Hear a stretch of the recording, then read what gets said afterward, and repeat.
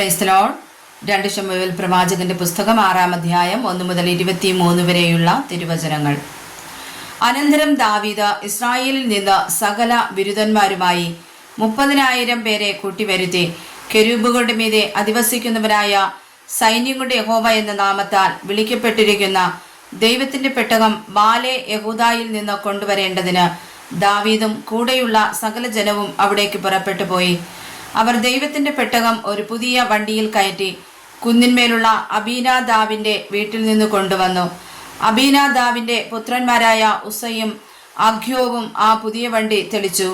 കുന്നിന്മേലുള്ള അബീനാദാവിന്റെ വീട്ടിൽ നിന്ന് അവർ അതിനെ ദൈവത്തിന്റെ പെട്ടകവുമായി കൊണ്ടുപോരുമ്പോൾ അഖ്യോ പെട്ടകത്തിനു മുമ്പായി നടന്നു.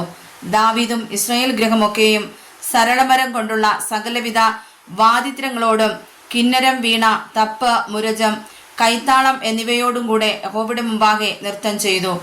അവർ നാഖോന്റെ കളത്തിങ്കലെത്തിയപ്പോൾ കാള വിരണ്ടതുകൊണ്ട് ഉസ കൈനീട്ടി ദൈവത്തിന്റെ പെട്ടകം പിടിച്ചു. അപ്പോൾ യഹോവയുടെ കോപം ഉസയുടെ നേരെ ജ്വലിച്ചു. അവന്റെ അവിവേകം നിമിത്തം ദൈവം അവിടെ വെച്ച് അവനെ സംഹരിച്ചു. അവൻ അവിടെ ദൈവത്തിന്റെ പെട്ടകത്തിന്റെ അടുക്കൽ വെച്ച് മരിച്ചു.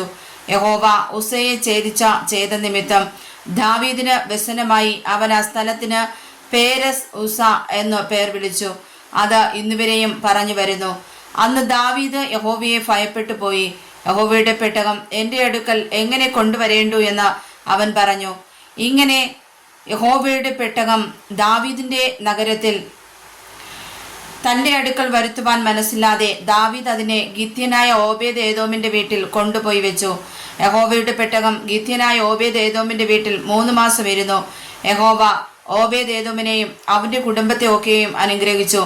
ദൈവത്തിന്റെ പെട്ടകം നിമിത്തം യഹോവ ഓബേദ് ഏദോമിന്റെ കുടുംബത്തെയും അവനുള്ള സകലത്തെയും അനുഗ്രഹിച്ചു എന്ന് ദാവീദ് രാജാവിന് അറിവ് കിട്ടിയപ്പോൾ ദാവീദ് പുറപ്പെട്ട ദൈവത്തിന്റെ പെട്ടകം ഓബേദ് ഏദോമിന്റെ വീട്ടിൽ നിന്ന് ദാവീദിന്റെ നഗരത്തിലേക്ക് സന്തോഷത്തോടെ കൊണ്ടുവന്നു.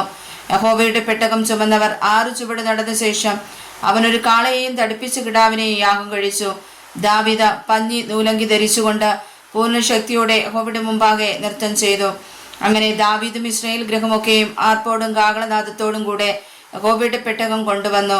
എന്നാൽ യഹോവയുടെ പെട്ടകം ദാവീദിന്റെ നഗരത്തിൽ കടക്കുമ്പോൾ ശൗലിന്റെ മകളായ മീഖൾ കിളിവാതിലിൽ കൂടി നോക്കി. ദാവീദ് രാജാവ് യഹോവയുടെ മുമ്പാകെ കുതിച്ചു നൃത്തം ചെയ്യുന്നത് കണ്ട് തന്റെ ഹൃദയത്തിൽ അവനെ നിന്ദിച്ചു.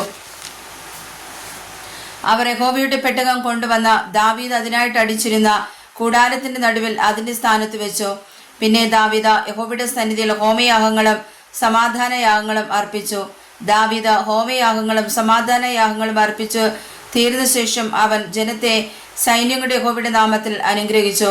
പിന്നെ അവൻ ഇസ്രായേലിന്റെ സർവ്വസംഘവുമായ സകല ജനത്തിനും പുരുഷന്മാർക്കും സ്ത്രീകൾക്കും ആളൊന്നിന് ഒരപ്പവും 1 കഷ്ണം മാംസവും 1 മുന്തിരിയടയും വീതം പങ്കിട്ടു കൊടുത്തു. ജനമൊക്കെയും താൻ്റെ വീട്ടിലേക്ക് പോയി. അനന്തരം ദാവീദ് തൻ്റെ കുടുംബത്തെ അനുഗ്രഹിക്കേണ്ടതിന് മടങ്ങി വന്നപ്പോൾ ശൗലിന്റെ മകളായ മീഖൾ ദാവീദിനെ എതിരേറ്റു ചെന്നു. നിസ്സാരന്മാരിൽ ഒരുത്തൻ തന്നെത്താൻ അനാവൃതനാക്കുന്നത് പോലെ ഇന്നും തൻ്റെ ദാസന്മാരുടെ ദാസികൾ കാണുകെ തന്നെത്താൻ അനാവൃതനാക്കിയ ഇസ്രായേൽ രാജാവ് ഇന്ന് ഇത്ര മഹത്വമുള്ളവൻ എന്ന് പറഞ്ഞു. ദാവീദ് മീഖളിനോട്, യഹോവയുടെ ജനമായ ഇസ്രായേലിന് പ്രഭുവായി നിയമിപ്പാൻ തക്കവണ്ണം നിന്റെ അപ്പനിലും അവന്റെ സകല ഗൃഹത്തിലും ഉപരിയായി എന്നെ തിരഞ്ഞെടുത്തിരിക്കുന്ന യഹോവയുടെ മുമ്പാകെ, അതെ യഹോവയുടെ മുമ്പാകെ ഞാൻ നൃത്തം ചെയ്യും. ഞാൻ ഇനിയും ഇതിലധികം ഹീനനും എൻ്റെ കാഴ്ചയ്ക്ക് എളിയവനുമായിരിക്കും. നീ പറഞ്ഞ ദാസികളാലോ എനിക്ക് മഹത്വമുണ്ടാകും എന്ന് പറഞ്ഞു.